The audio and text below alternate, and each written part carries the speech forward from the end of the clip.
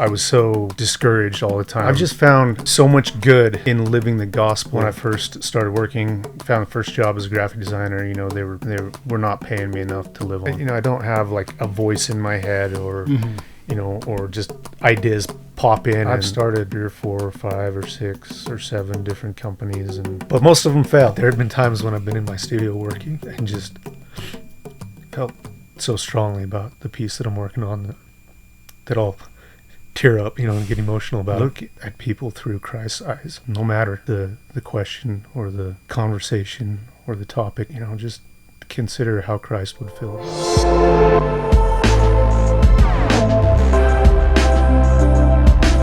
Joel, thanks for coming to the studio. I know of you from the internet, which is how we all connect these days. And what caught my eye was are they charcoal? Charcoal, yeah. Do charcoal, and they're not portraits of animals. Is that the technical? It basically is animal portraiture. I mean, I like to focus on the animal as the subject rather than show more of a, you know, large scene with more habitat around it. So yeah, animal portraiture. How do you learn to love that and get into that? I mean, I've loved drawing from the time I was a little kid. Yeah, I always loved it. But just it was chasing my dream. It was a long winding road to get to where I'm at now. But yeah, from the time I was a little kid, my parents were always very encouraging, always supportive with the talent that they saw I had with artwork. They were kind of a minority though in that support. It happens with art and with artists, and as you're growing up and have that talent, that interest, especially back in the day, I think there was even more discouragement for kids that wanted to grow up and be artists, just because it's traditionally been such a tough way to make a living.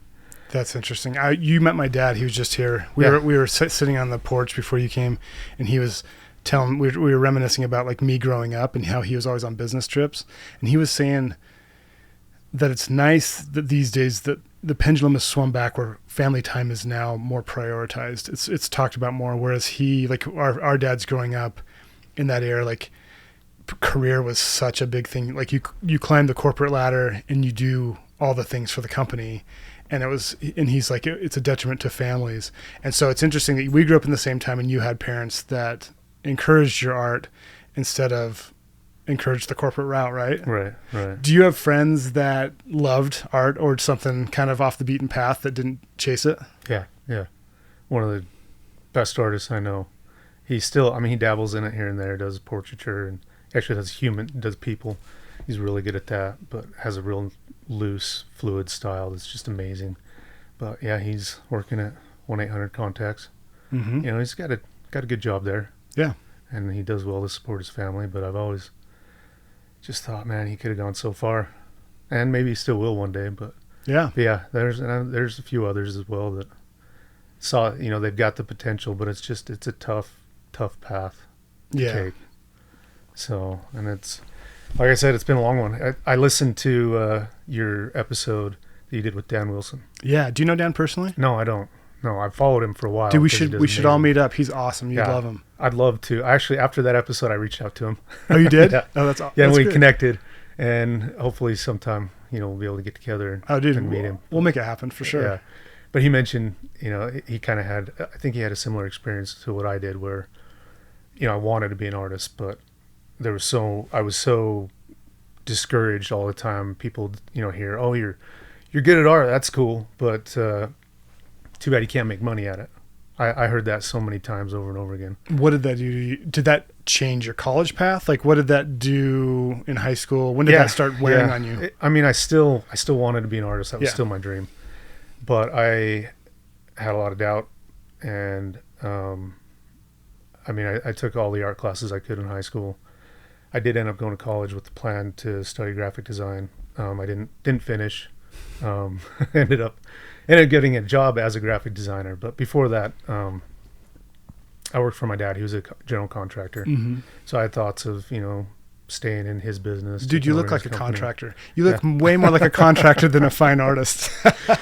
Yeah. And I think I guess I could say broke broke the mold. Yeah.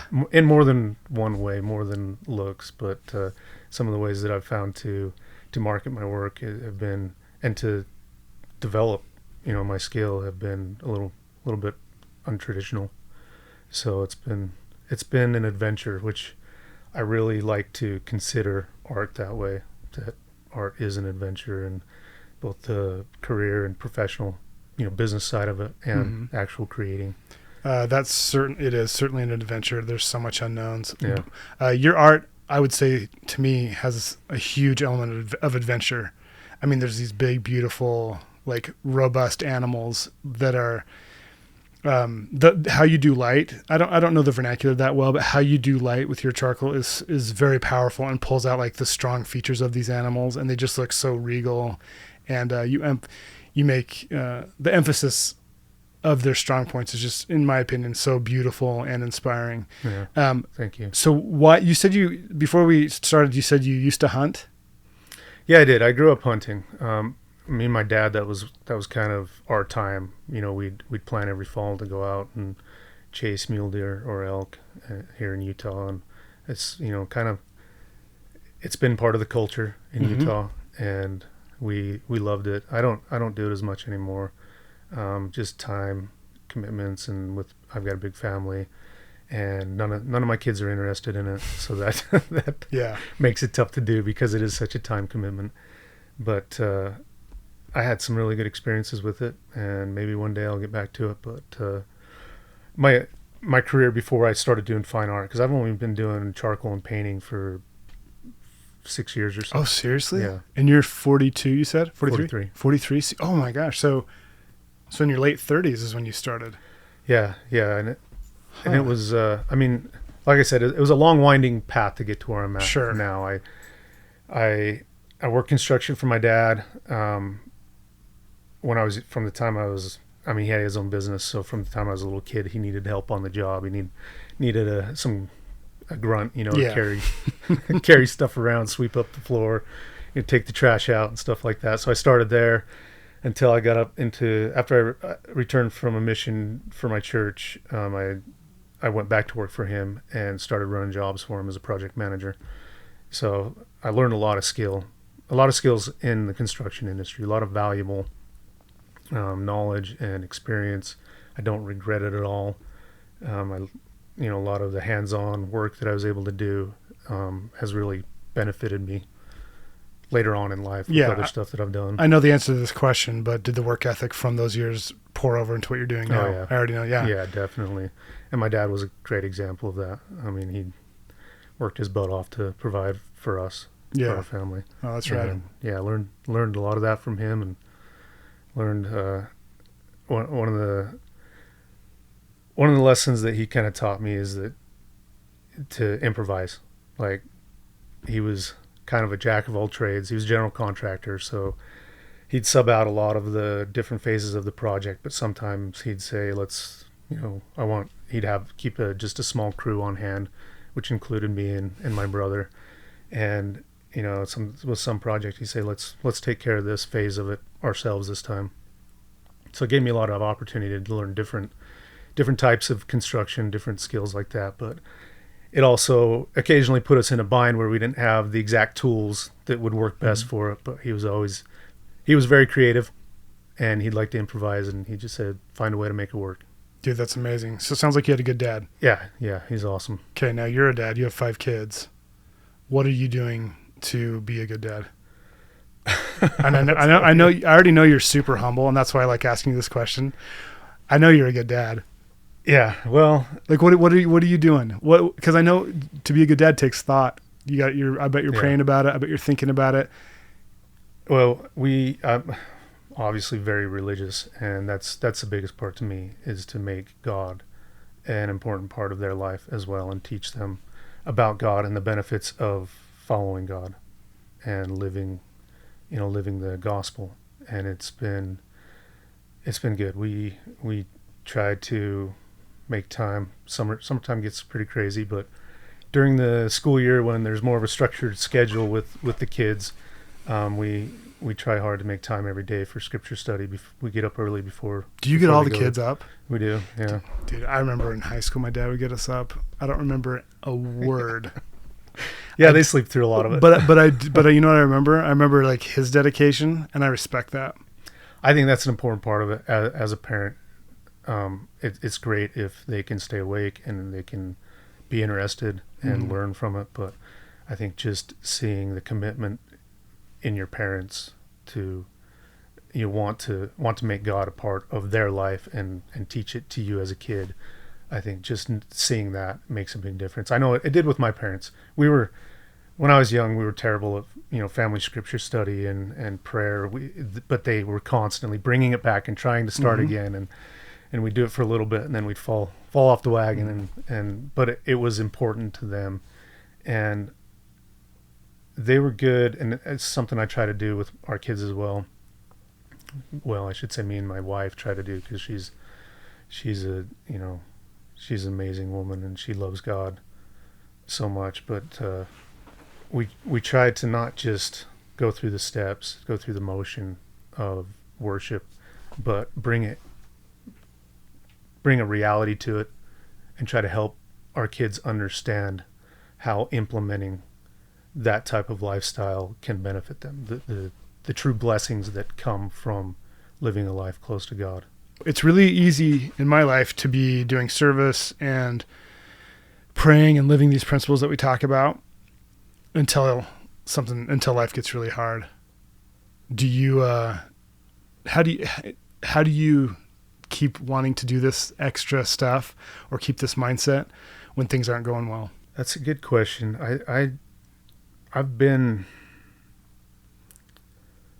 I've just found so much good in living the gospel that I don't know. To me, it's just when times get tough, that's when you hit it even harder. You commit even more to God and to living the principles that are taught, that Jesus Christ taught, and that's just, for me, it's always been like that's where I turn. So I don't know, I guess, and I've been blessed. I haven't faced anything too terribly difficult in life, other than being an artist, trying to make it. Well, dude, a living. Dude, suffering is very relative. Yeah.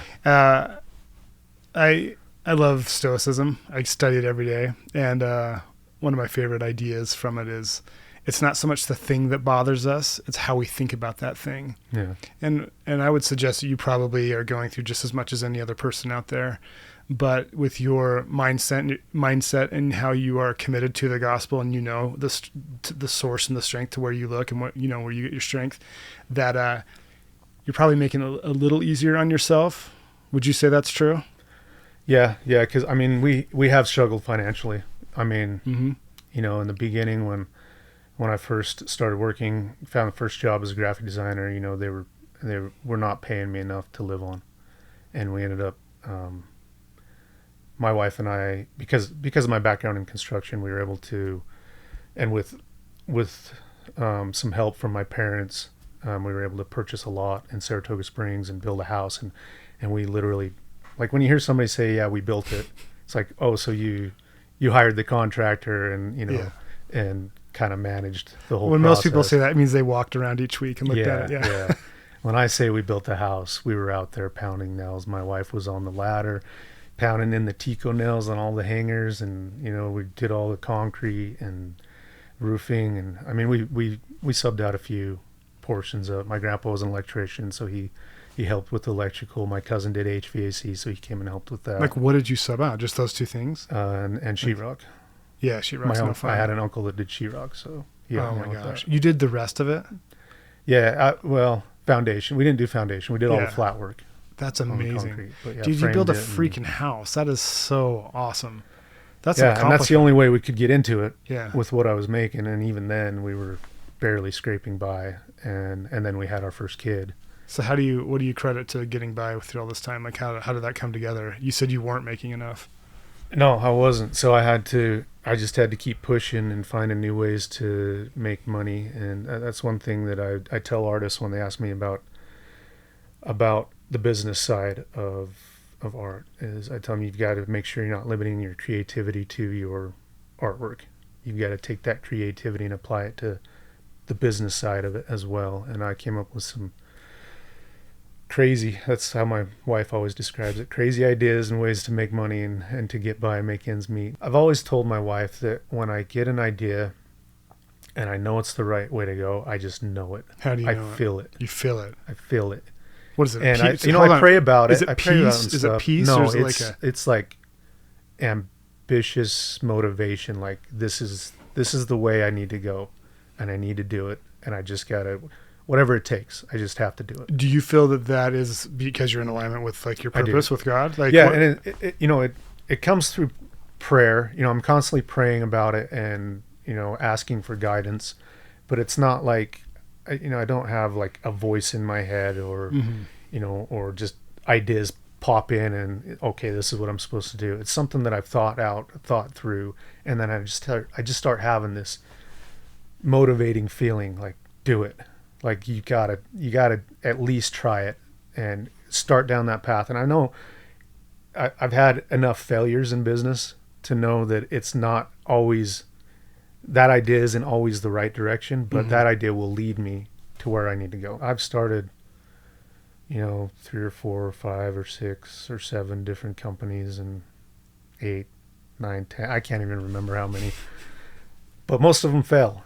But I learn enough from them through the process that it's worth the experience, and I know that I was led down that path. Well, your work is stunning. I want to know more about your. You talked about dividing your energy from creativity to business.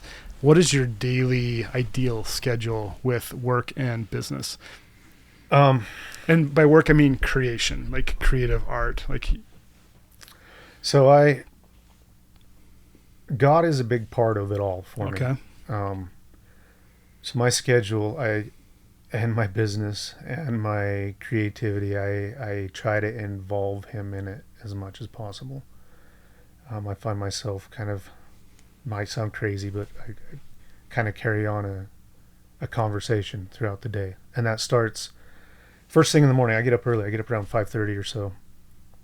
And I usually have about an hour, half an hour to an hour where I'm either studying scripture or praying or just sitting there in quiet, just quiet time and pondering and thinking, sometimes about spiritual things, other times about temporal, my life and my business and what's next. But just having that quiet time is super important to me. I cherish that time in the early morning. And then I try to get in a workout every day because I've found that workout for me is both part of my spirituality and my creative process. I didn't know this. I knew there was a tie between exercise and creativity because when I started, it was funny when I was in my, I would have been in my early 30s. I've got a little brother who served a mission. And when he got home from the mission, we all went to the airport to welcome him home. And he came down the stairs at the Salt Lake International Airport, and he walked up to me, gave me a big hug, and first thing he says to me is, "Wow, you got fat." He said it to you? Yeah. First words out of his mouth. Usually it's the opposite. So that's when I knew, okay, and I'd been feeling it, Yeah. I'm like, okay, I got to do something. I got to do something to be more active and to help with my physique, and it has such an impact on you mentally and psychologically.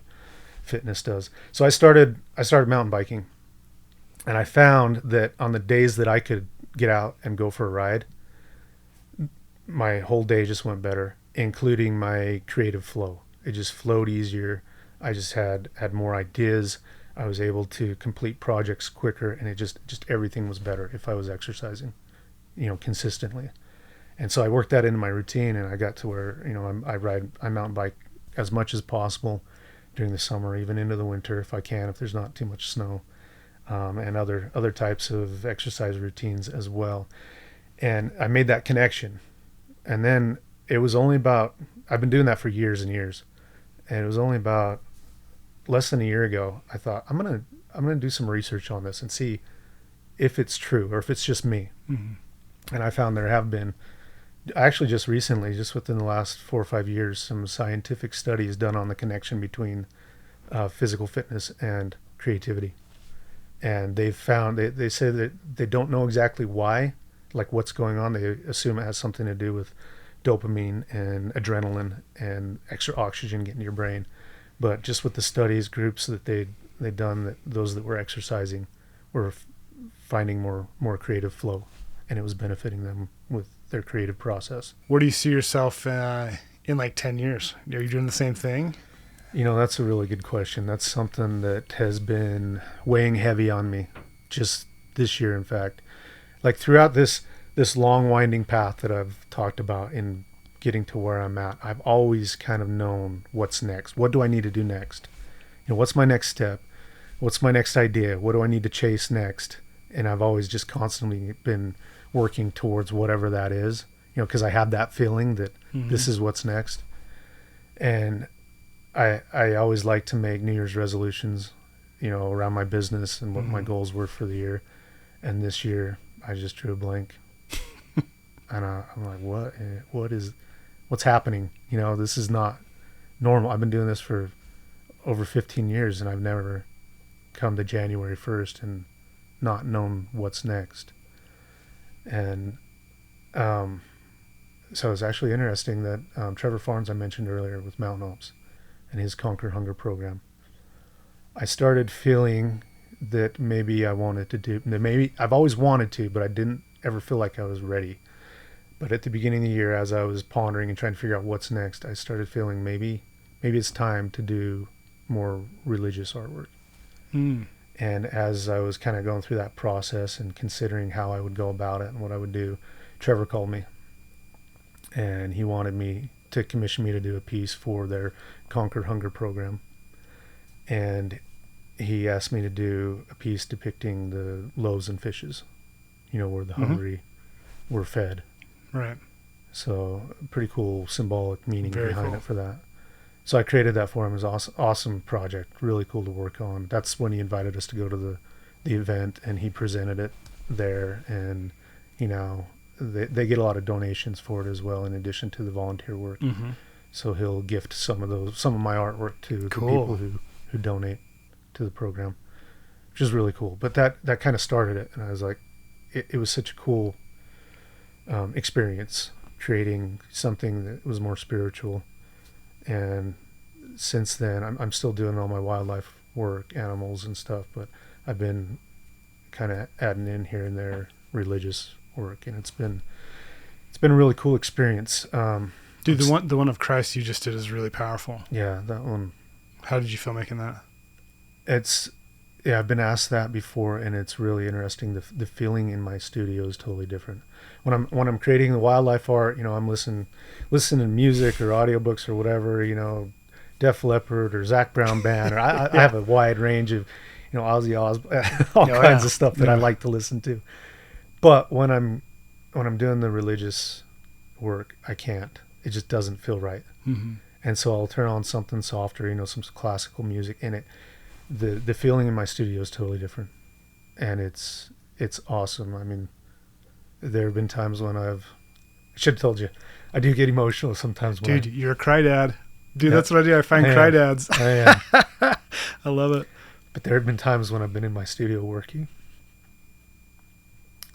and just felt so strongly about the piece that I'm working on that I'll tear up, and get emotional about it, which has been a really cool experience.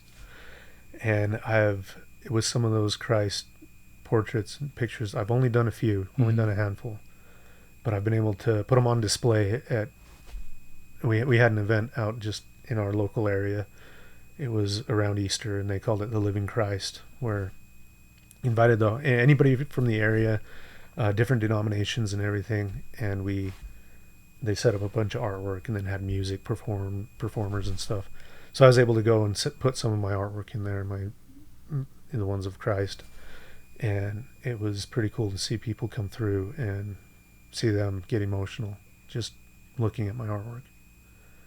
And I'm hoping, that maybe made some sort of difference in their life, even if it were small. I promise you did. So I want to end with, for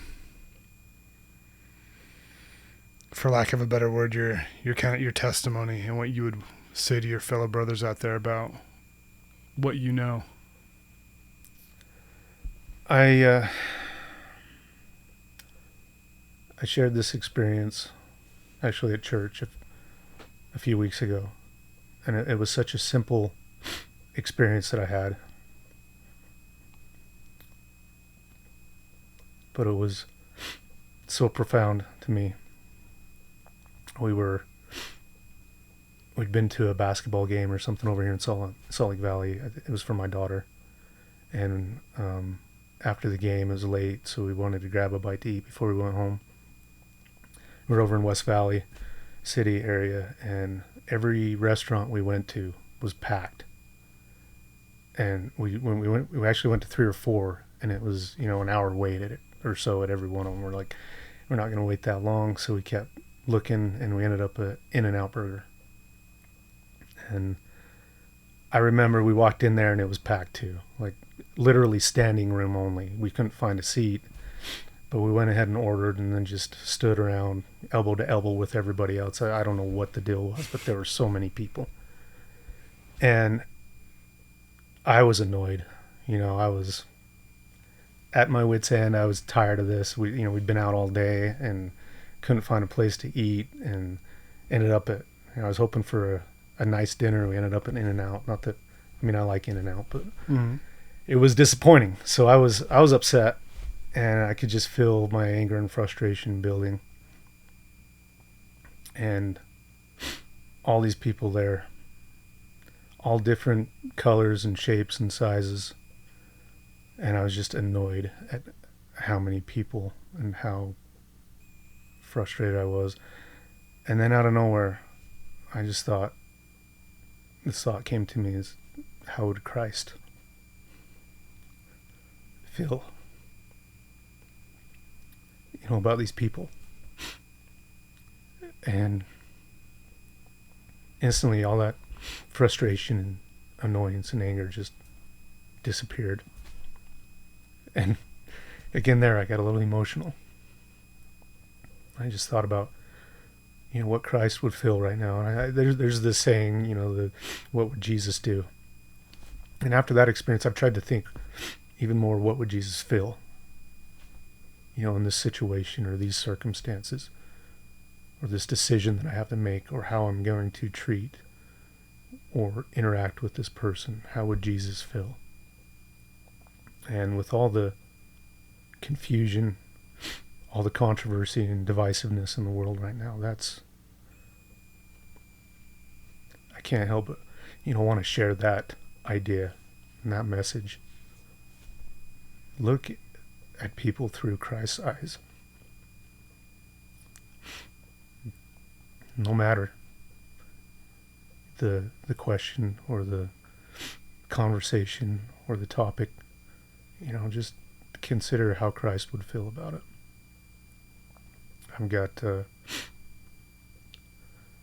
I have a brother that's gay, and he